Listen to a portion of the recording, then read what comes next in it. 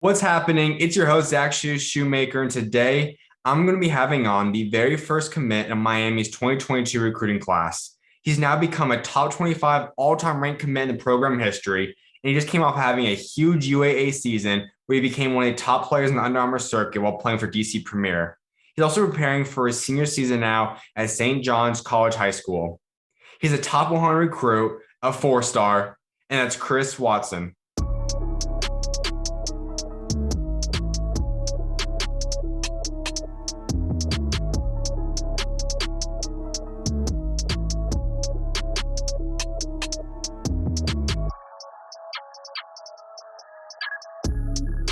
Well, let's kind of get right into this. You're committed now. First member of Miami's 2022 recruiting class. Take us to how you're feeling right now. Feeling good. I've been waiting for this moment my whole life. Miami is a great school, great program, playing one of the best conferences in the world, ACC. So, I'm really excited for my freshman year.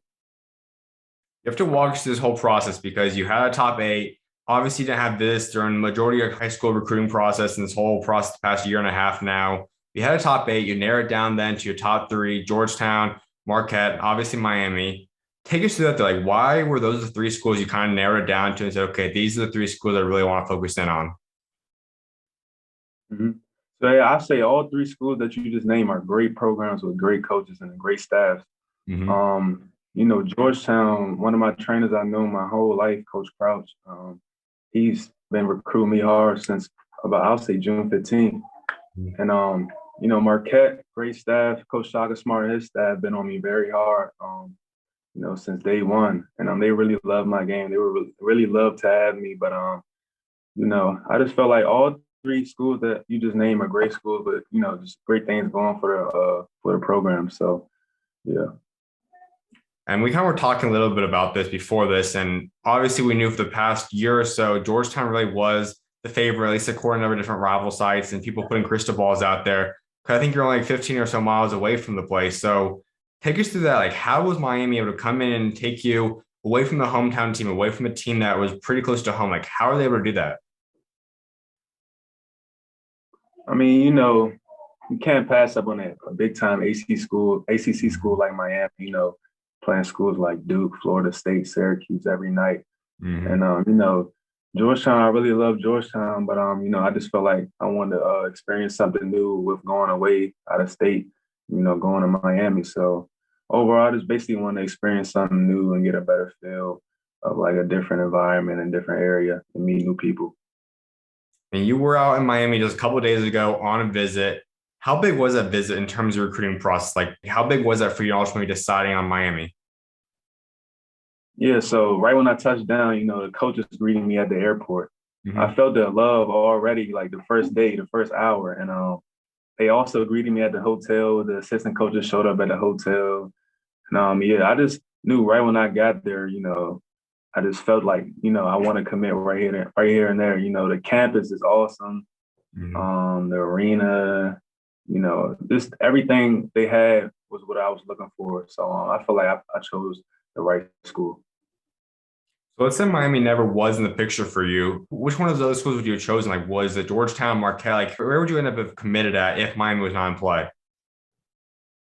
Yeah, so for sure, if I didn't go to Miami, then it would most definitely be Georgetown. Mm-hmm.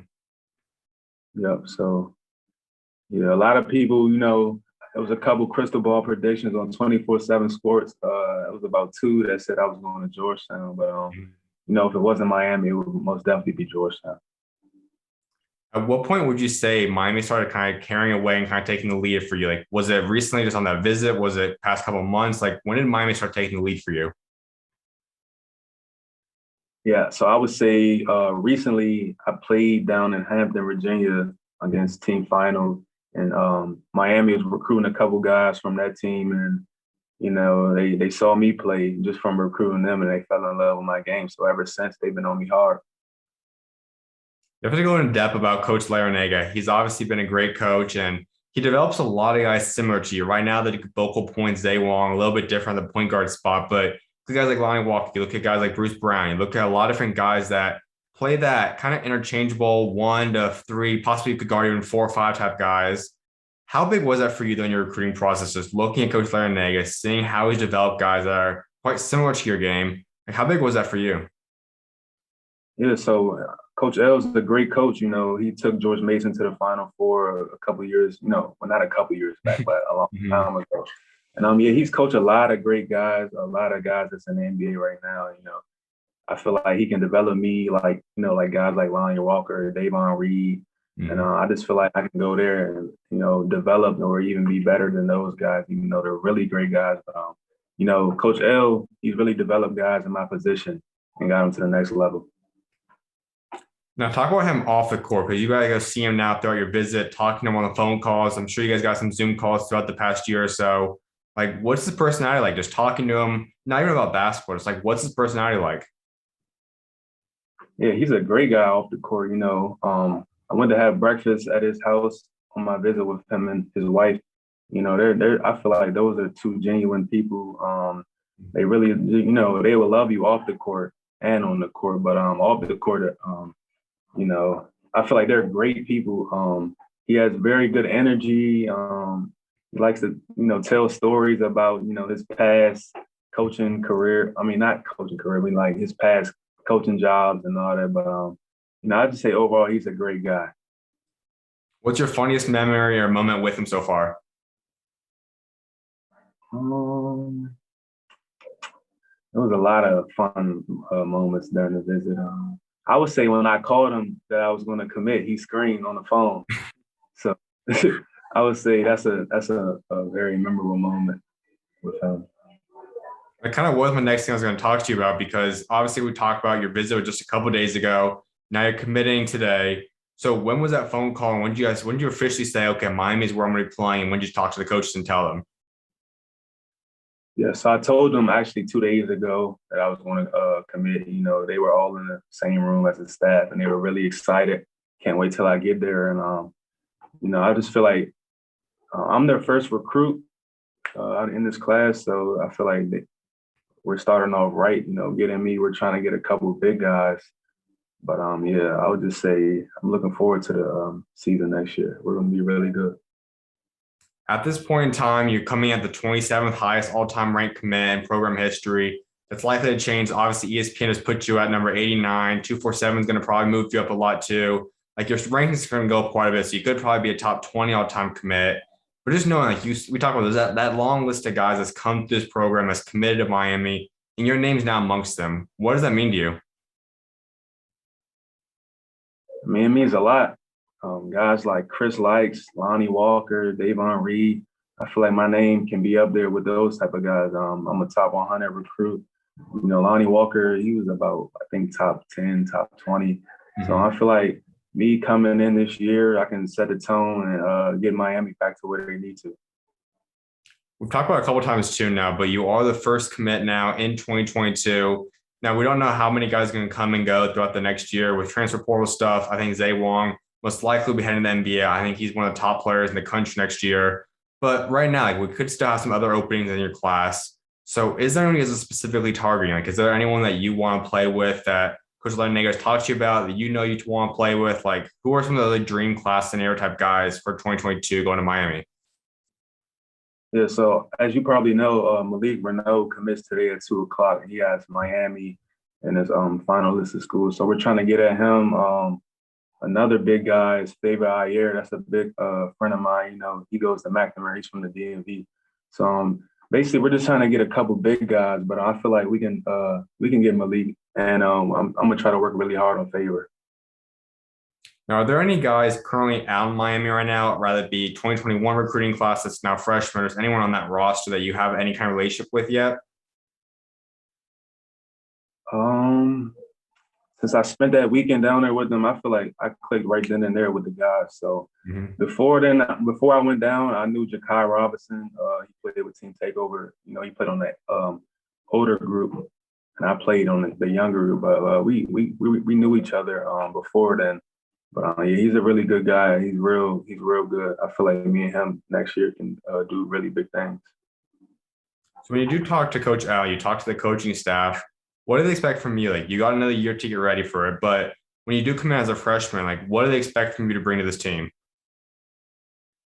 Yeah, so Coach L told me from the jump, nothing is promised. But he sees me coming in as a freshman, making a huge impact. He wants to see me get stronger. He just thinks I can take on a big role, like coming off ball screens, making plays for my teammates. And he just expects big things from me with Miami losing about 6 seniors next year. I have to step up in a really big plate next year. The thing I like about you is you've always been a guy that obviously we've known each other for a couple of years now, and you've developed into becoming a legit top 100 prospect. You have an elite shot right now. We mentioned you can run the point guard at times. You can run 2, 3, maybe even guard a 4 or 5 type of guy in scenarios. But where do you see your strong suit at? Like, is there one position, one type of player you really think you'd be the best at? I would say I'm best at the one. Mhm. Making plays for my teammates, shooting off the dribble. I really think my guard skills have really improved. Playing over the summer with DC Premier, they had me at the one position because our point guard Devin Dinkins was down. But I feel like I'm best at the one, making plays for my teammates, coming off ball screens, getting downhill. Just making the right play. Let's hop into AAU a little bit right now. As you said, you played DC Premier this past year on the Under Armour circuit, and you had a big time showing this past summer and spring. So walk us through, like, why was DC Premier this program you really originally wanted to go play with this summer? I was originally playing with Team Durant, but things happened and I ended up at DC Premier. I felt like it was a great experience, becoming a top 100 recruit. The ball was in my hands most of the time, but they really helped me improve, develop, and just be more of a point guard, because like I said, our point guard was down. So it's made me, my IQ got much better, my shooting off the ball, getting downhill, and being more aggressive, that just got much better. And I feel like that can translate directly to Miami. You also form a dynamic duo out there, Justin Fernandez. He's a guy that's also skyrocketing ranking wise too right now. What was like just playing with him, and how did you guys bond grow over the past few months? I would say Justin is the most athletic player I ever played with in my life. Um, you know, he's a great player. He has a lot of high major offers. I feel like he can be really good in the future, wherever college he goes to. But I feel like us two over the summer, if we had an actual, if we had a longer season, going to like tournaments like Fat 48 and all that. But I feel like us two, we were really good this year. Yeah, it's not much I can say about Justin. He's crazy athletic, really great player. Now, AAU has come to a close for you. You've been playing this for the majority of your life. Just looking back at it, though, all the memories you created throughout your AAU career, which one would you say is your favorite? Like, is there one memory that stands out the most to you throughout your AAU career? Um, Let me think. I would say one memory. I can't really think of it off the top of my mind right now, but it was a lot of great memories I had with those guys. I feel like that was one of my best AAU seasons, just the team I had. And just it was a bunch of great guys, great coaches, and they really cared for us and put us out there on the spotlight. So I can't think of one memory, like one specific memory on the top of my mind, but yeah, I feel like it was a lot. Absolutely. Well, it's heading to your now senior year. I know it's your first day back at school. You have a big senior year upcoming for you at St. John's once again. Take us through this. So, like, how are you preparing for this year, and just how excited you to go into your senior year, committed to just being able to focus now on your senior season? Yeah, so I can get all the stress off my back, with all the schools contacting me. I can only just have one school contacting me now. So I feel like I can focus more on getting that WCAC championship. I also want to achieve things like Gatorade Player of the Year, McDonald's All-American, Jordan Brand. I just want to be in one of those games. But mainly I just want to win that national championship, WCAC championship, and also get Player of the Year. You have a pretty solid team. Obviously, Donnie's a guy that's up and coming, one of the top young prospects 2024. You also have your duo Shane as well. Take us through this year's upcoming roster. I know you guys had a couple different guys move on senior-wise. Amani obviously transferred out. But you guys as a big three, just overall other guys that's going to be up and coming. How excited for this team, and how good do you think you guys can be this year? Yeah, so I'll say we're going to be really good. People are doubting us already. We got our point guard Malik Mack coming back off the ACL injury, and he's going to be back really soon. So when I feel like he gets back, he's a floor general, so he's going to make sure everybody's making the right plays, the right reads, and Donnie, he's going to be really good. He can play any position for real, for real. Shane, he's going to be really good also. So I feel like us three, with us playing out our best every night, we're going to be really unstoppable. And I feel like we can really get that WCAC championship. You've done something unique that a lot of top-ranked guys don't do, and that's you stay at the same high school now for your entire high school career. You've been loyal, stuck through it. So take us through that aspect. Like, what's led you to not decide to transfer out at some point, go to a different prep school somewhere? Like, why have you decided to say, I want to create my legacy here. I want a 4-year career at St. John's? Yeah, so I'm big on loyalty. There were a lot of top national teams that were trying to get me to come to their school. I'm still getting text messages about coming to people's schools, but I'm locked in 100% with St. John's. I'm trying to get this WCAC championship on my back. People are really doubting me. I feel like I improved much, so I just want to finish out where I started at, and not taking the easy way out and just going to a top ranked school, national school. But I feel like I can really get that done here. And not all people realize, but the DMV area, which is obviously where you're playing at, is known as one of, if not the best areas for basketball in the world, both right now and historically. And there's been a long list of guys come out of there. So you realizing that you are one of the next up-and-coming DMV guys, the guys who can be playing the college basketball, a chance of playing the NBA someday. Is there any kind of pressure with that? Just what does it mean to represent the DMV and be one of the top players out there? Yeah, so I feel like in the DMV, we got the most talent in the world. Guys like Kevin Durant, Michael Beasley, Markelle Fultz, some guys in college right now that's really good and put on a big show.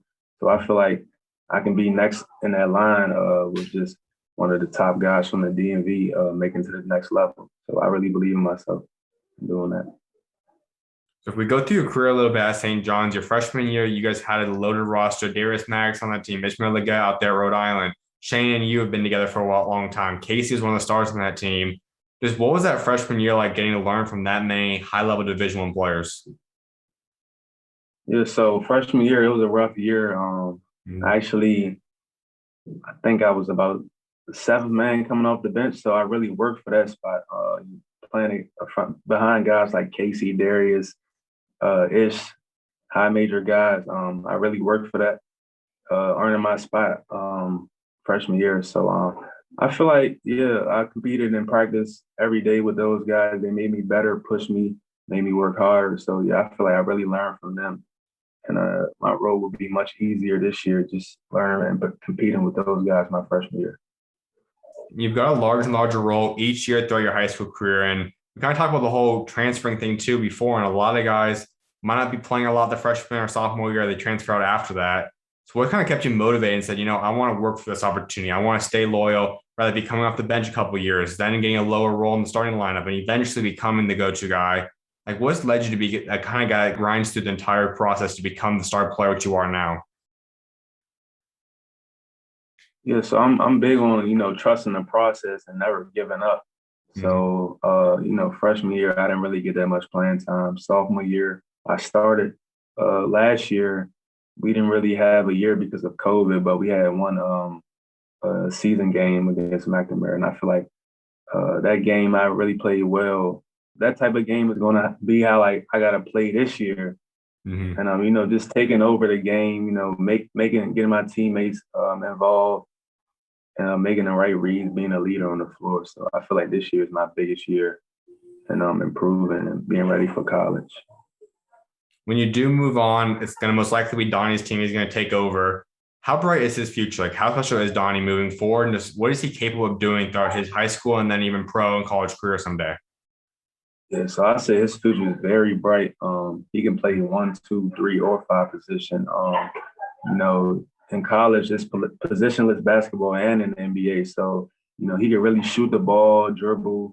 He can come off screens. He's a really good passer. So I feel like he can do everything. That's what college really likes. So he's going to have a lot of choices to pick from in the near future. Absolutely. Well, going back into some other Miami stuff as we wrap this up a little bit, one thing I was like asking guys, and I never ask them until they do commit, but when you were growing up, was there a dream school for you? Like, was there one school that you kind of dreamed of playing at as a kid growing up? Yeah, I'll say University of Maryland. Because I really like their jersey. That's when I was a kid. I like their jersey, shoes, and yeah, it's the hometown. So I always dreamed of playing at University of Maryland. Obviously, schedules can always align, possibly play against them in the tournament someday. But if you ever do get to go back home, play Maryland, or honestly any team even back home where you get to go play in front of family, just what would that atmosphere in that game be like? Yeah, I'll say it'll be big. Playing in front of my family, friends, trainers. This is a school that I always wanted to be at. I can really show them what they missed out on for real. But I feel like I respect Maryland, the coaches, Coach Bruce. He's a really good friend of mine, really good guy. But you know, it would be big playing in front of my family and friends, in my hometown. Another big aspect that has really been one of the more talked about things in college basketball, besides the transfer rule, has been NIL, name, image, likeness. Now, was that any impact in the recruiting process? Like, what is it like going through a process once it's become official now? Like, how did you see schools start changing the recruiting process for you? What is Miami pitch for you in terms of that NIL? Like, just walk us through the whole NIL stuff for you when it comes to you as a recruit. Yeah, so I'll say it's big, and also in Miami, you can receive a lot of deals. That's a big time marketing area. So I feel like, based on my decision, I either would have chose Georgetown, getting some deals back in my hometown. Everybody would have want to have me a part of their company, or just what they had going. But I feel like making money in college and with also the deals is a huge thing. I actually got Donnie right here coming up. But I feel like, yeah, just making money in college is a big thing that I was concerned about with the deals and all that. So, how did NIL never come into play? Was that something that could have changed your decision at all, or was NIL not that big of a priority for you? Like, how big was that for you in terms of your recruiting process? Yeah, I wouldn't say it would have changed my decision, but it's really big. I talked to my parents and they explained to me what it was, and what how much money I can make within my hometown or Miami. So yeah, I feel like it would have never really changed my decision, but it was really big on it. Absolutely. Well, it might put you a little bit on the spot, but you look at some of the great all-time Miami players. Who would you say is your top five favorite Miami players of all time?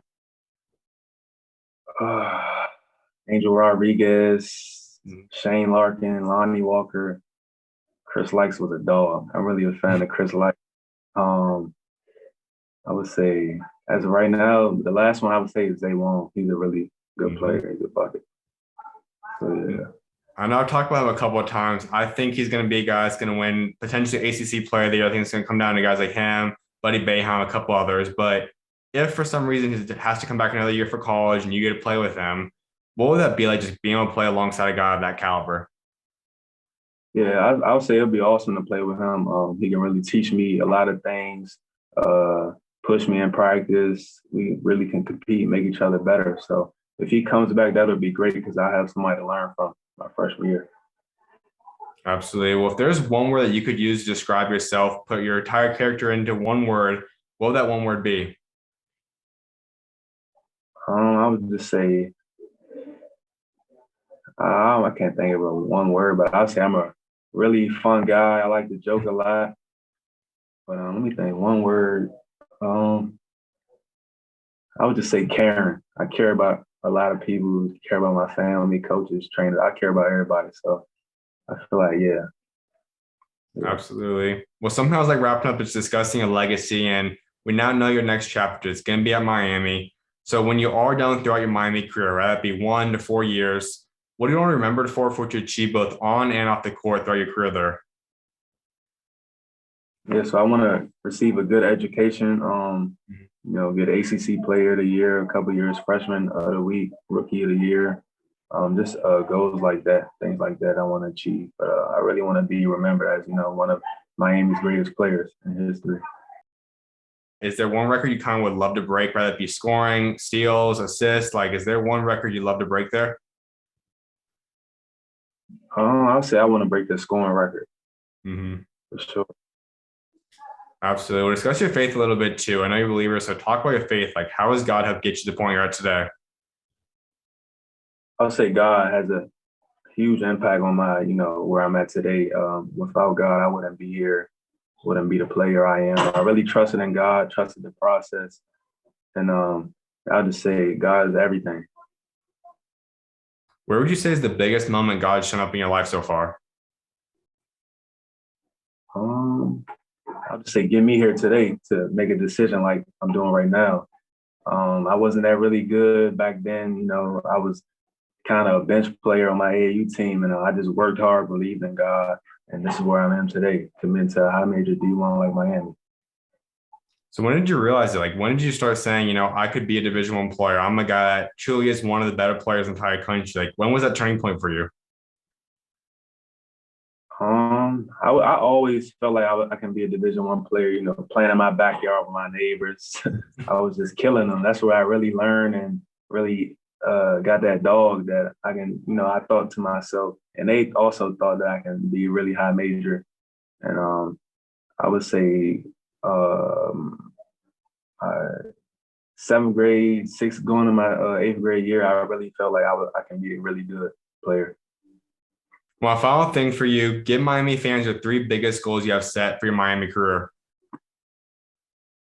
I'm trying to win a national championship freshman year or sophomore year, win that ACC championship. I'm trying to lead Miami in scoring and just change the program. Absolutely, man. Well, congratulations once again on the big commitment. I'm excited to see what God got next for you and appreciate you taking time to come on today again, man. Appreciate you, bro. Of course, those will come on, man. God bless. All right, thank you. Take care.